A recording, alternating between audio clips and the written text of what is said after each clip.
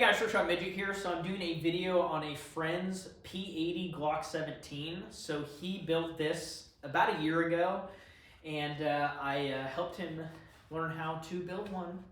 And I didn't make a video on it at the time, but now I'm back out here, so I'm gonna make a video on it. He added some things to it over the year, and it's a pretty solid Glock, to be honest. So first of all, I'll start off with the magazines real quick. He uses the PMag Glock made by Magpul, 17 rounds. I believe he has 2 or 3 of those, and of course those are flush fit because this is a 17 frame.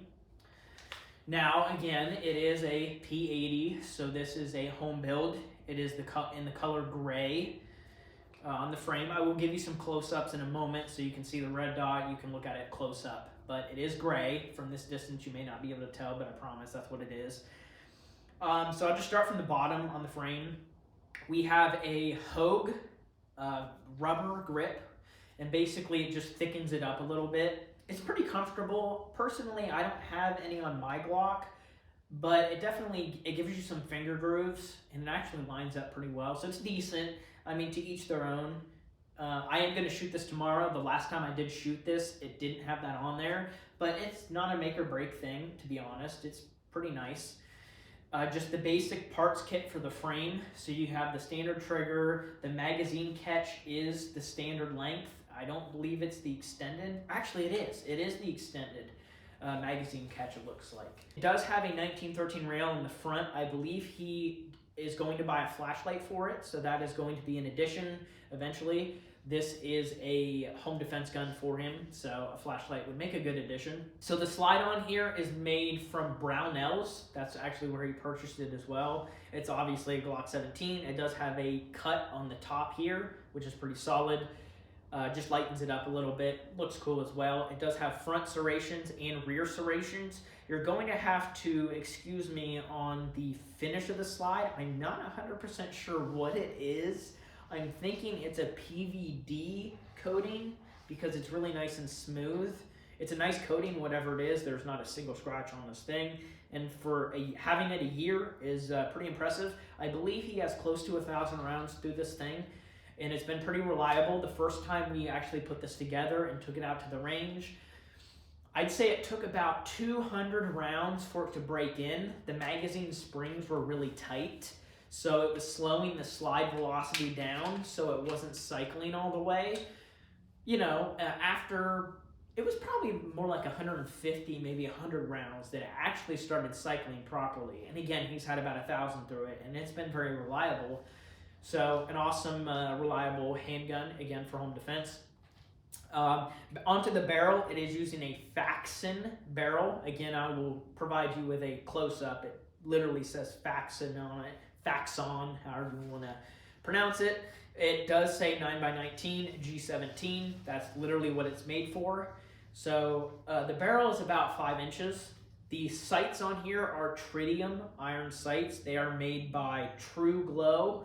Pretty solid sights. In fact, when I shot this gun, it had those sights on there and it was shooting perfectly. Now, he ended up getting a hollow sun. This is the 6 MOA. It is red dot. It's not green or anything like that. It does have shake awake feature, which is awesome. I mean, shake awake is just so dope.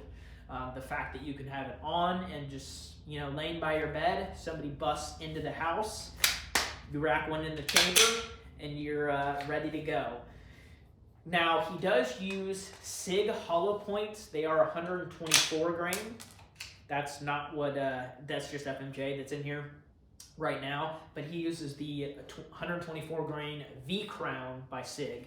And I believe out of this barrel, it's probably 1175 feet per second, give or take. Decent velocity, and of course, it's going to expand fantastically. The SIG ammo is awesome.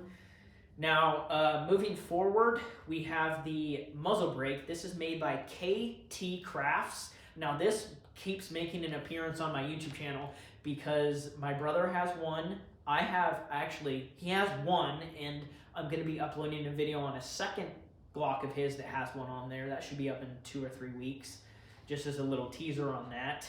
I have 2 as well. So it's just a reoccurring item on P80 Glocks. They're fantastic for the price. It's like $35 shipped, I believe, and it's made of steel, and it just threads on there, and you've got 2 screws to tighten it down. It will reduce recoil. Depending on your gun, maybe 10% recoil reduction. It also looks really cool. I mean, let's be honest, it just looks really cool. It doesn't increase anything other than recoil reduction, which again, maybe 10 or 20%. Might not be enough to actually even notice. So other than that, the only other thing I have to mention is the holster. This is made by Warrior Land. Again, I'll give you a close-up in a moment. It is a inside the waistband Kydex holster, and this is what he uses to carry it. Now, he does have a P80 Glock 26, which he actually will carry, but, you know, it doesn't hurt to have a holster, especially at the range. You just want to mount it in your waistband and practice drawing with it and blah, blah, blah, you know.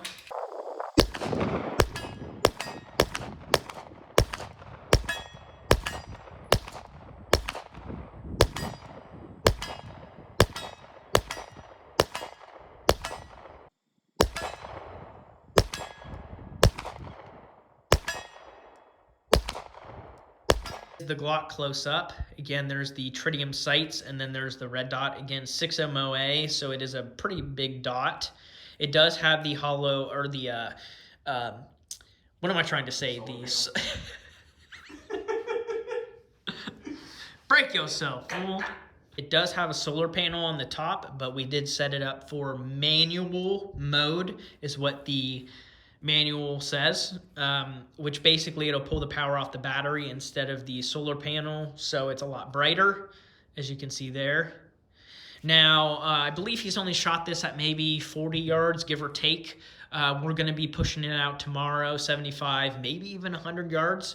We may basically bench rest it on my hood of my car to shoot it at long range and see how it does. Again, there's the muzzle brake. 3 ports, 1 on the side, or 2 on the sides, left and right, and then the top. And then the rail for a flashlight eventually. Now, the trigger pull on here, you can see the Faxon barrel.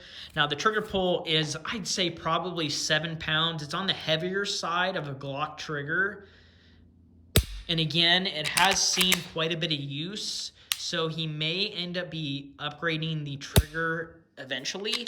Now, the reset's not bad at all. Like, that's a pretty quick reset. You just have a bunch of play in front of the trigger, and then the actual brake is like 7, maybe 8 pounds. I don't have a trigger gauge, but it's on the heavier side of a Glock.